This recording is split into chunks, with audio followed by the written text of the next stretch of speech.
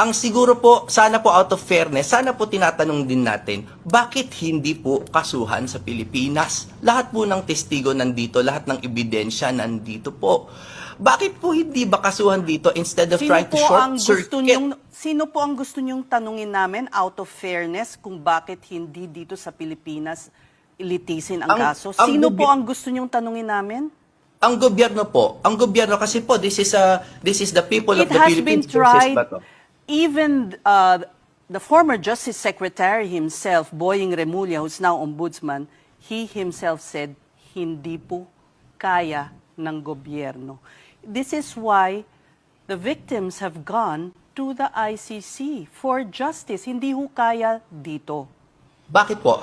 Nung isang araw po, meron Bakit kaming po akong na-receive. tatanungin? Hindi, meron po kaming This na-receive. is their na own sa- statement. Yes, ma'am. And precisely why there is an ICC. Yes. I don't know No. why you are framing it as a diminution we're not part of the of ICC. Philippine sovereignty. We're When not a this part of is, the we're ICC, talking ma'am. of the international community here. Hindi ho Yes, we're isang- not part of the ICC, ma'am. I beg you to understand. We're not part of their own statute anymore. We withdrew, and that was affirmed in the Pangilinan versus Cayetano case. With all due respect, ma'am, yes, says, no? but And- the crimes, may I say also,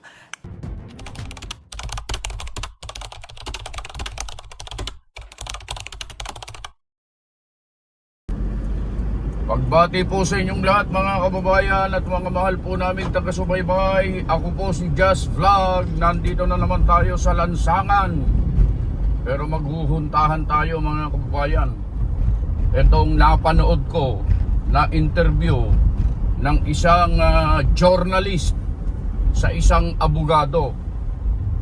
Ang abogado po mga kababayan ay kinuha para ipagtanggol ang kanyang kliyente. Hindi pwede na ang isang abogado ay magbigay siya ng pahayag para idiin ang kanyang kliyente. Malinaw po yan mga kababayan. Bakit ka pa mag-aabogado kung yung abogado na kinuha mo, ididiin ka rin? Meron bang ganon na abogado na ang kanyang ididiin, ang kanyang ipapahamak ay ang kanyang kliyente? Hindi po ganon ang trabaho ng abogado. Ang abogado po ay para protektahan, para ipagtanggol ang kanyang kliyente. Pero dito, sa pagkakataong ito mga kababayan, yung mapapanood nyo dito sa interviewing ito ng isang journalist sa isang abogado, parang ang gustong isagot nitong journalist na ito habang nag-i-interview, sumagot yung abogado ng para sa ikasisira, ikapapahamak ng kanyang kliyente. Parang ganun ang gusto niyang marinig eh. Etong nag-i-interview ito mga kababayan ay ini-interrupt, laging ini-interrupt yung mga sagot ng abogado. Sa halip na makinig lamang sa kanyang mga kasagutan, ay nagsisilbing interruption ang nag-i-interview ito mga kababayan. Hindi po ikinatuwa ng mga netizens ang napanood nilang interview ito ng isa pa man din itong masasabi natin na matagal na po ito sa larangan ng pamamahayag. Matagal ng journalist ito, matagal ng broadcaster ito, matagal ng newscaster ito. Halos dyan na tumanda mga kababayan. Pero ikinagalit ng mga netizen yung kanyang ipinakitang asal sa kanyang pag-i-interview sa isang abogado. Sino ba yan kadya? Sino ba yan? Ito mga kababayan, bago natin ipapanood sa inyo yung sinasabi kong interview ito, kung kayo po ay bago pa lang sa ating channel, ngayon lang kayo nakasilip dahil sa munti lang ang ating programa, para madagdagan yung munti na yon mga kababayan, manipis, kumbaga, nasabi ni Alan Peter Cayetano, mag-like naman kayo. At i-share nyo na rin yung video ito, mag-subscribe kayo, pitikin nyo na rin at pindutin yung notification bell na nakikita nyo dyan na parang kampana. Para nang sa ganun ay updated kayo sa mga videos na ia-upload natin sa mga susunod na mga pagkakataon. Bueno, hindi na tayo magsasayang pa ng oras. Panoorin natin ng sabay-sabay ang interview ito. The reason why complicated yung petition is alangan naman pong hindi kami humingi ng TRO.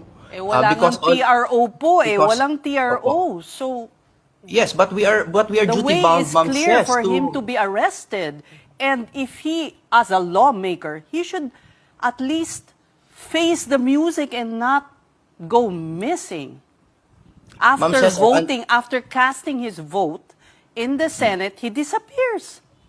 Ma'am Ces, I understand your passion, but it is still our legal It's a stand. question po. It's a question, and, even we our, expect more of our lawmakers. His Yes. action is really compared to other legislators who surrendered even at the Senate, who faced the music and waited to be cleared by courts of law. I invite you, ma'am, to Can't he do the same? I invite you, ma'am, to imagine this scenario. No? For example po, just in case, i-declare po ng Supreme Court, and we are, as lawyers, we cannot do that, no? But we are just imagining na ma-declare nga na walang jurisdiction sa atin ang ICC. Pero, Paano po yes, ma-declare? but we don't know that yet, right? Yes, no, but we don't know that yet. That because there's a difficult question of law. Because if this were settled, hindi na po hihingi ng Supreme Court ang comment ng OSG, di-decide na nila, no?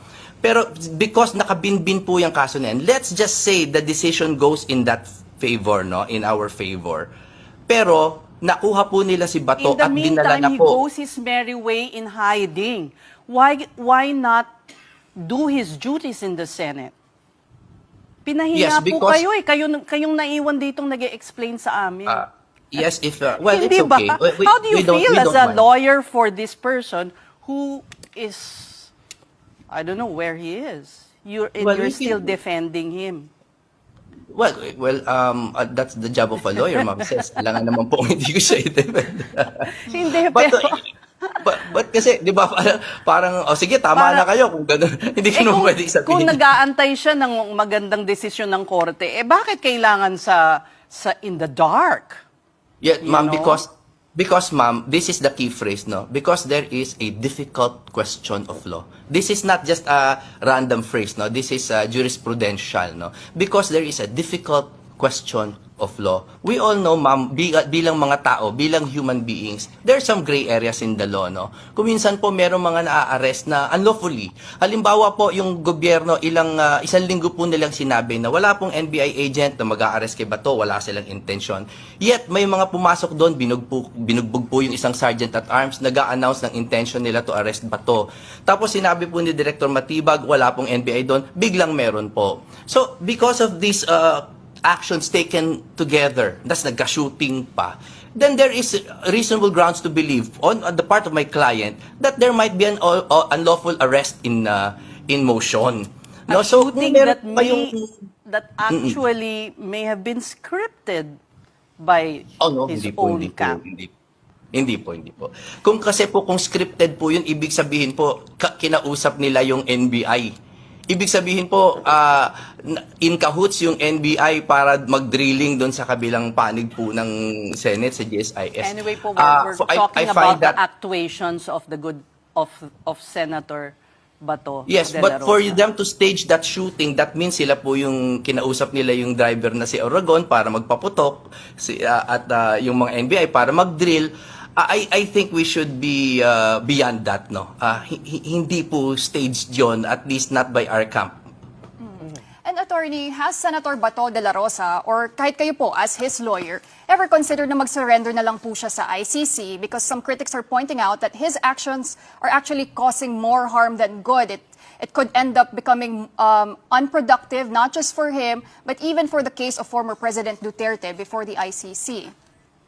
Yes, ma'am, if you were if you were a relative no of Senator Bato or anyone similarly situated no, and alam niyo po that pwede siyang maduterte no, pwede po siyang to languish in some faraway cell for a under a court which we claim has no jurisdiction no.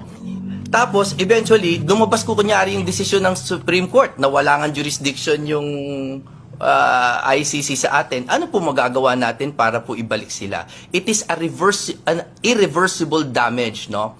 Not just upon our client, but the sovereignty of the Philippines. Ang siguro po, sana po out of fairness, sana po tinatanong din natin, bakit hindi po kasuhan sa Pilipinas? Lahat po ng testigo nandito, lahat ng ebidensya nandito po. Bakit po hindi ba kasuhan dito instead of trying to short circuit? Sino po ang gusto niyong tanungin namin out of fairness kung bakit hindi dito sa Pilipinas ilitisin ang kaso? Sino po ang gusto niyong tanungin namin? Ang gobyerno po. Ang gobyerno kasi po this is the people of It the has Philippines been tried. versus Bato. Even the former Justice Secretary himself, Boying Remulla, who's now ombudsman, he himself said hindi po kaya ng gobyerno. This is why the victims have gone to the ICC for justice. Hindi ho kaya dito. Bakit po? Nung isang araw po, meron Bakit kaming po akong na-receive. tatanungin? Hindi, meron po kaming This na-receive. is their na own sa- statement. Yes, ma'am. We And received precisely the- why there is an ICC. Yes. I don't No, know why you are framing it as a But we're not part diminution of the of ICC. Philippine sovereignty. We're When not a this part of is, the we're ICC, talking ma'am. of the international community here. Hindi ho Yes, we're isang- not part of the ICC, ma'am. I beg you to understand. We're not part of their own statute anymore. We withdrew, and that was affirmed in the Pangilinan versus Cayetano case. With all due respect, ma'am, yes, says, no? but And- the crimes, may I say also, ma'am. attorney, Yes, that ma'am. the crimes indicated were before we withdrew from the Rome Statute. Yes, but there is a very long discussion about continued cooperation, but it is not part of continued cooperation, no, to serve an ICC warrant. Kasi po, let's assume arguendo na nasa Rome Statute pa tayo, ma'am, ha? Let's assume, ha? Meron pong proseso sa Article 58 saka sa Article 59 ng Rome Statute kung paano po mag-serve ng warrant. At katulad po ng lahat ng batas, di ba may batas mo, no? Kunyari RA, merong IRR, yung implementing rules. Sa Opo, ICC meron alam din ko po. po Ma'am, yun. sandali lang. This is very important, ma'am. Meron pong batas na Rome Statute, meron din pong regulations of the court. And in the regulations of the court, 31 number 3, nakalagay po doon kung paano mag-serve ng ICC warrant, which they did not follow. And the key phrase there is personal service. Kailangan po may personal service upon the accused, which they did not do. What did they do? They brandished it on social media and on media without serving us. Humingi po si Senator Cayetano, humingi po kami bilang legal counsel. Because out po of your deference to the law. client, and I'm sorry we're We were running not out of served time, the but I'd warrant. just like to point out, because he was running in the stairs and, even tripped. They were trying to serve the warrant on him. No, they were not. They were not in possession of the warrant. Then they admitted that. In fact, Melvin Matibag said to Cayetano that we will give it to you, and then sabi niya, hindi, sa Tuesday na lang, and then next time na lang, and then next time na lang. They did not serve as a warrant. So yan po mga kababayan yung video interview ni Sis Drilon kay Attorney Bondok, mga kababayan. Napansin nyo, nakita nyo kung papaano sumagot at kung papaano ginugulo ni Sis Drilon yung ini-interview niyang abogado, mga kababayan. Kaya nga, kumuha ka ng guest na i-interviewin na abogado para pakinggan mo sana yung sasabihin niya. Hindi yung nakikipagdebate ka na. Naalala niyo yung ginawa ng isang, ito naalala ko lang ng isang interviewer kay Senator Dante Marcoleta, mga kababayan, sa Abante ba yun? Na nakababa na pala yung pero may sinabi si Senator Dante Marcoleta, tinawag niyang tanga yung nag-interview sa kanya. Mga kababayan, hindi ko sinasabing tanga si Hindi ko sinasabing tanga si Sis Drilon.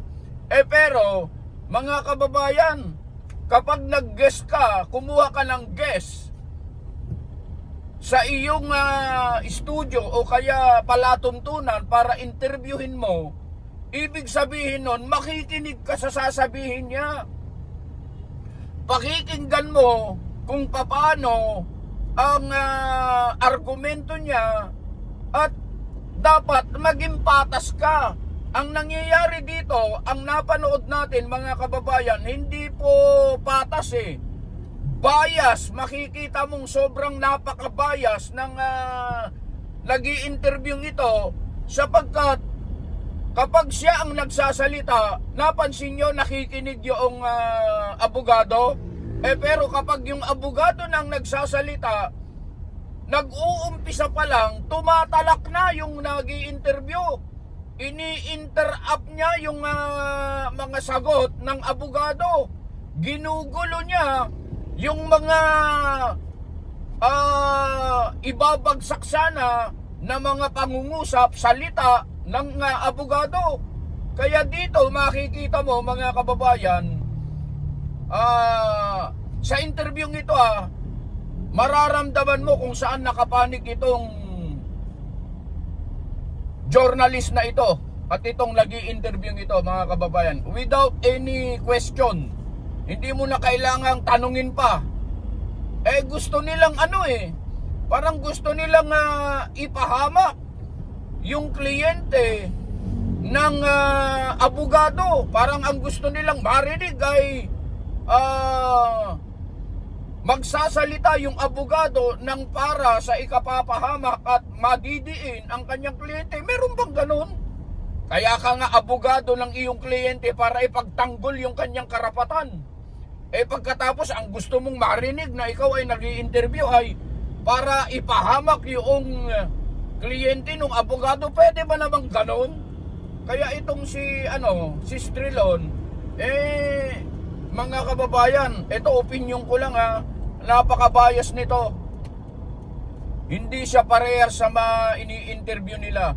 Kaya lagi kong sinasabi ito mga kababayan, pansinin ninyo. Pagka ang Net25 News and Information nag-i-interview sa mga kinukuha po nilang guests para magbigay ng kanilang pahayag, magbigay ng kanilang opinion sa programa, kahit anong programa sa Net25 News and Information, mga kababayan, kinukuha nila yung magkabilang panig, pinakikinggan. Pagkatapos, ang laging humuhusga at sinasabi yan, yung ating mga kababayan, pagkatapos na mailapag ang side ng bawat panig. Ganun sana, tularan mo yun, ikaw, Sis Drilon, ang sa ganon, hindi kayo nababash ng mga nanonood sa inyo. Tingnan mo, dahil dyan sa ginawa mong yan, ang daming nag-comment ang daming nag-comment. Ibuboycott daw nila yung palatuntunan nyo, TV station nyo, dahil sa gumawa ka ng bias na pag-i-interview, hindi maayos kasi. Hindi naman sasabihin ng mga nanonood sa inyo na ganon, kung maayos ka sanang nag-interview. Yun lang ang punto natin dito mga kababayan. Wala tayong pinapanigan dito. Ang gusto lang natin dito, makita yung katotohanan, yung totoo at bawang katotohanan lang. Hindi yung ipipilit mo yung gusto mo.